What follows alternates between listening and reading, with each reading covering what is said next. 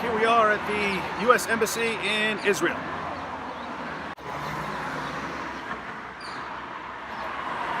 Yo, what's up? Here we are going through the Joppa gates, heading towards the Temple Mount.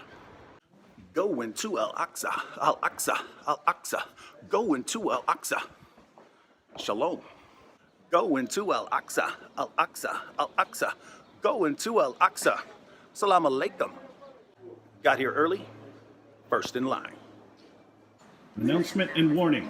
According to Torah law, entering the Temple Mount area is strictly forbidden due to the holiness of the site.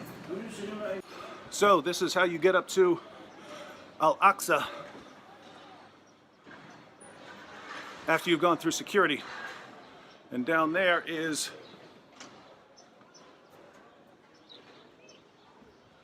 that's the gathering place in front of the Western Wall.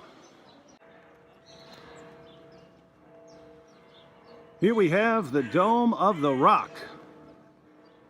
This was the location of Israel's temples, the Temple of Solomon, the temple built by Herod the Great. And now we have the Dome of the Rock, which marks the location that Muhammad supposedly ascended to heaven for his night journey.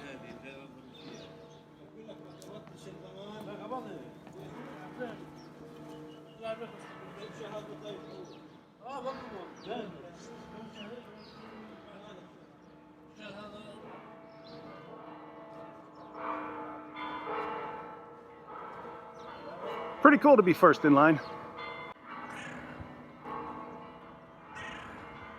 Jesus is Lord.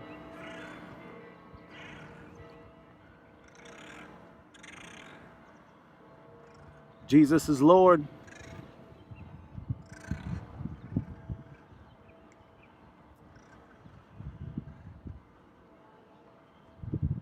Jesus is Lord.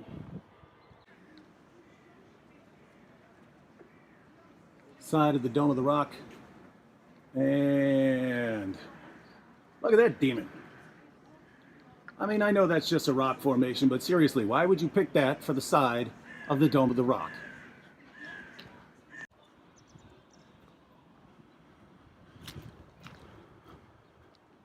Jesus is Lord.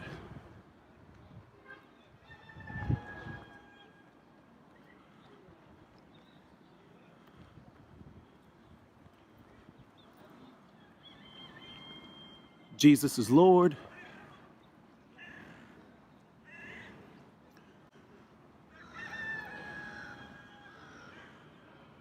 Jesus is Lord.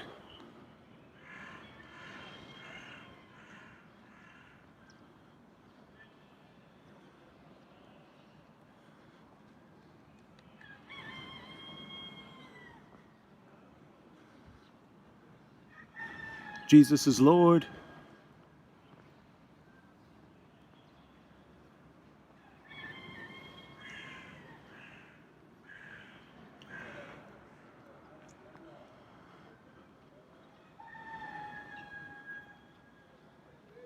Jesus is Lord.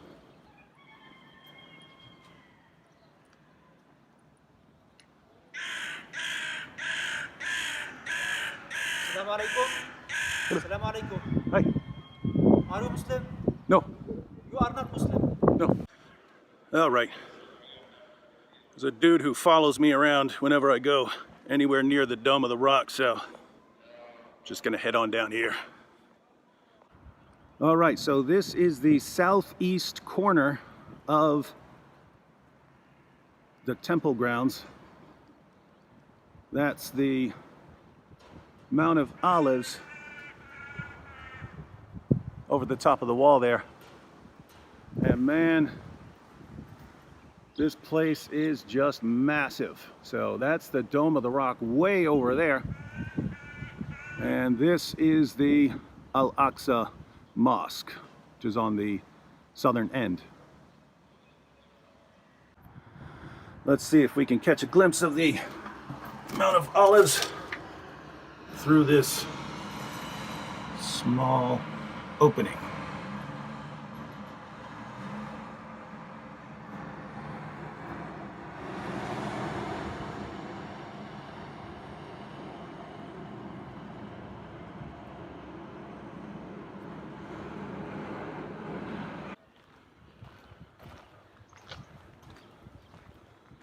This is pretty cool. There's this little olive orchard.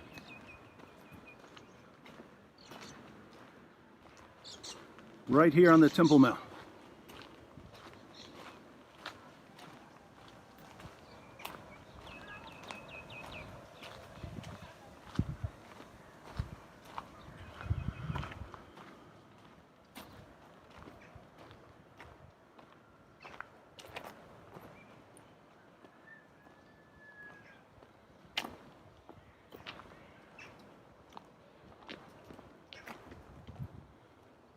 This is on the eastern side that I'm standing on right now. So looking west towards the Dome of the Rock.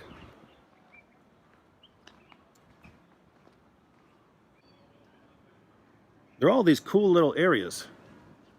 This looks like there's a place for sitting. Cat. They should clean up this place. Guys, this place is massive. So this is the northeast corner of the temple grounds. Look, you can't even see any of the other sides. And that's the Dome of the Rock way off in the distance.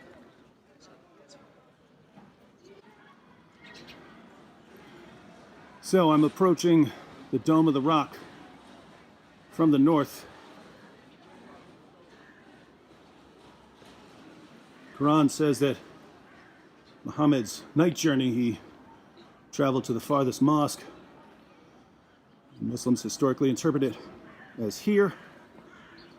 Problem is, there certainly was no mosque during this time, or a temple.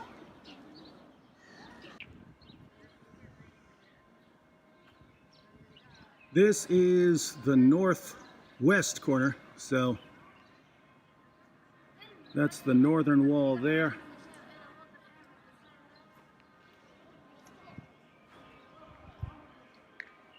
And again, this place is so big you can't even see all these huge structures. I think someone said it's the size of about 38 football fields up here. Oh, there we go. There's the dome off in the distance. I'm at the northwest corner of the raised area of the Dome of the Rock.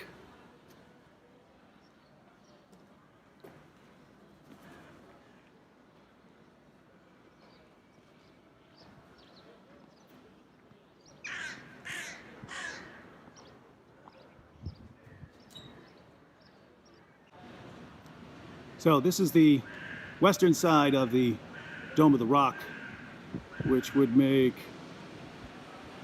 everything on the other side of that the western wall. Looky here. I finally found the Dajjal here on the Temple Mount.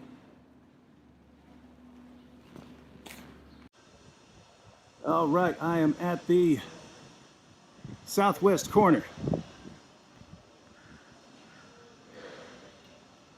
of the temple grounds. Al-Aqsa Mosque here. Dome of the Rock way over there. Means I walked all the way around. Here's an area for ablutions. Water here. Right outside the mosque. So, Al-Aqsa Mosque, Dome of the Rock, Dome of the Rock, Al-Aqsa Mosque. All right, I am at the edge of Jerusalem, and we're looking over at the West Bank, and you can see the security fences that go along here. Now, when we hear about the borders in the media, they always show the concrete wall. The concrete walls are only about 5% of the border walls between the West Bank and Israel.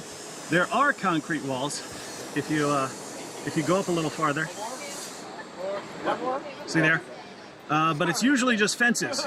But the fences are actually very sophisticated.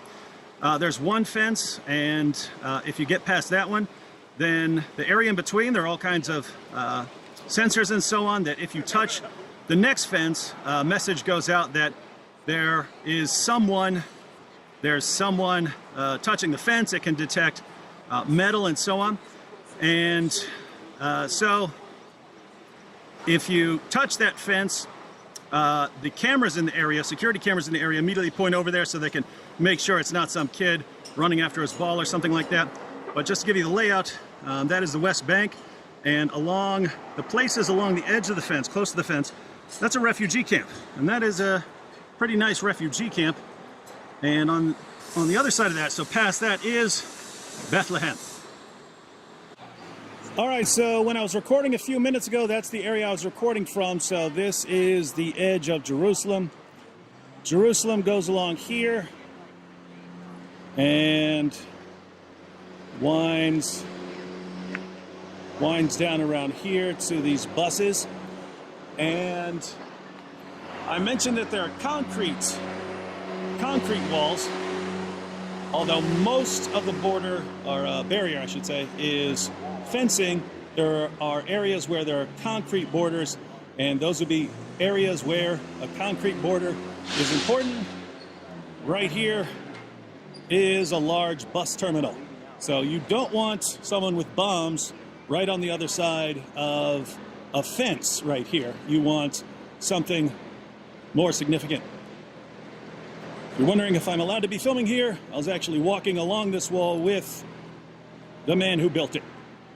And an interesting thing that he pointed out is that they tend to catch just about everyone who's trying to cross these fences and barriers, but a lot of the people who try to cross are women fleeing their families because they're suspected of adultery or something like that, and so they have to flee. And just so you know, if their story checks out, there are organizations that take care of them here. So this is the West Bank on the other side of that wall, and that's Jerusalem. The main reason for having a border is that not very long ago, people from the West Bank would cross this area and go up into Jerusalem to work, and that wasn't a significant problem. But terrorists would also go up there with them. And so Ariel Sharon, Prime Minister, asked his military, what do we need to do? And the military said, we need some kind of barrier there. So here is the border wall between the area controlled by Jerusalem and the West Bank. One of the concerns is that even though this is very good at stopping people from crossing, what about drones? And there are all kinds of solutions for that being developed. One is that as a drone goes over top, there's a jamming signal that jams it, and then the drone just falls down. Another is that if a drone is expected of being loaded with explosives, an emergency homing device would be activated and send it back to the guy controlling it.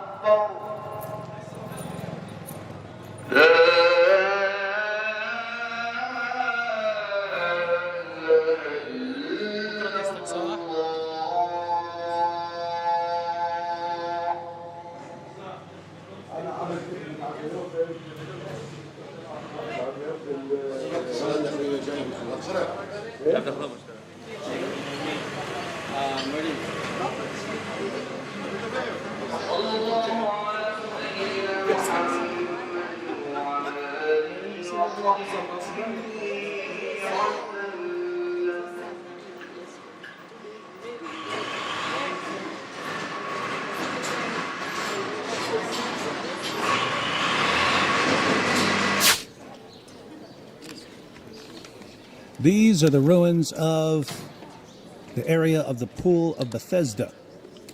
Now, not these current pillars that are standing now. Those are the remnants of a later church. But if you see this area over here, like steps, where you would step down, people would be sitting on these steps. And where do you step down? You step down here. Go down into the pool here.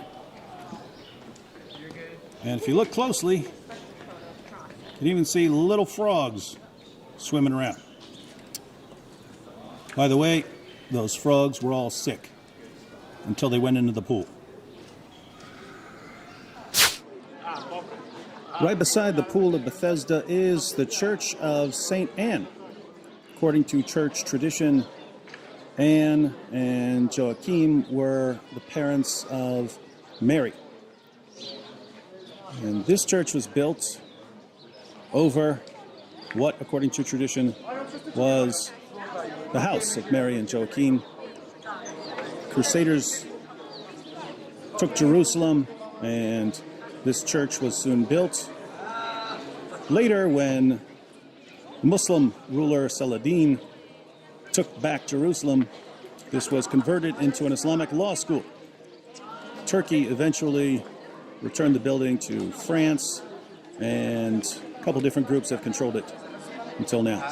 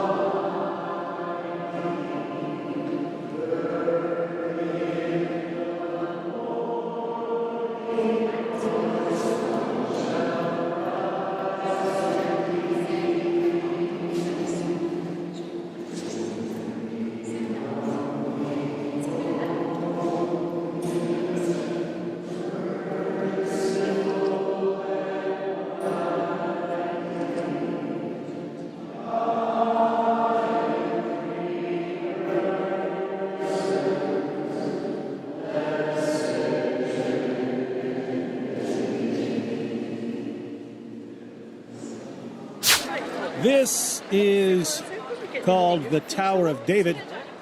King Herod had 3 towers in this area. This is the only one that partly survived. So it's only the foundation area that's original. All right, so let's put some of this together. What do we have way over here? We have the Mount of Olives. So we are looking east towards the Mount of Olives. Here a little closer, we have the Temple Mount. City of David would be over here. And I am on the Tower of David. This is not an actual Tower of David. It was named that long after. This was originally built by King Herod. Now, Herod's palace is over here towards my south, and starting right a little closer than this parking lot towards me, going back a little further back there. I think it's an Armenian seminary now, but this was the area of Herod's palace. So that's Herod's palace over there, and that's where Pilate would have pronounced judgment to sentence Jesus to death by crucifixion. Jesus would have then been taken out along City Road. Keep in mind there's a route over here, but this was outside the city at the time. So Jesus would have been taken from Herod's palace into the city, and then along the route and there inside the wall, and then would have had to exit outside the wall until we get to what is now the Church of the Holy Sepulchre, which is considered by many to be the site of the crucifixion. This is the Church of the Holy Sepulchre. These entrances were not original. The original was built in the 4th century. These doorways were built during the time of the Crusaders, and one was filled in by Saladin.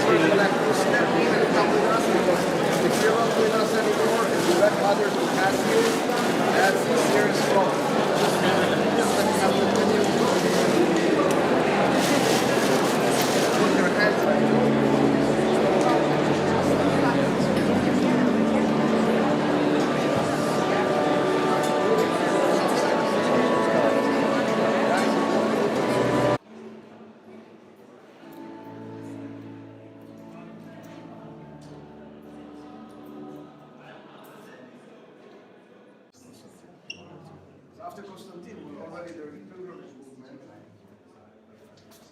People also satisfied. Before that, people were local, everything the ground. Also, we have 8 temples over here to Jupiter, which is a very strong god. That makes sense a lot. Yo, heading back to the hotel. Didn't really get to record all the footage of the Church of the Holy Sepulchre that I wanted. It was way too crowded. I don't know if it's always that crowded or if it's because we tried going in there on Sunday, but yeah, just didn't get to record most of the things I wanted to record in there. So I think I'm going to come back at some point and find out ahead of time what's the best time to record. So anyway, that's why that got cut short. More tomorrow.